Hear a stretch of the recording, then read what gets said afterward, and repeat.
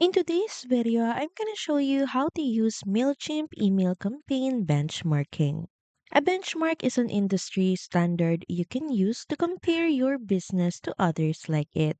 Campaign benchmarking helps put your email performance data in context so you can better understand what you're doing well and what you may need to improve. So here inside your MailChimp dashboard, you can head over and click on campaigns. Then next is go to email.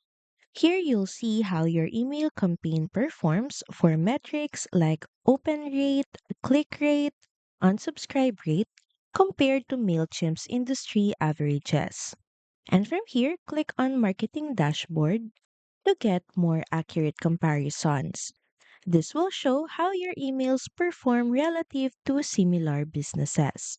And with this, you can start analyzing and plan for improvement. You can try looking for areas where your email is below average, like subject lines or click throughs, and adjust your content, design, or timing.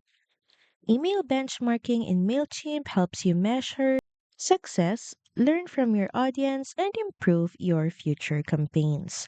So that's pretty much it. Thank you very much for watching this video, and I'll see you again on the next one. Bye!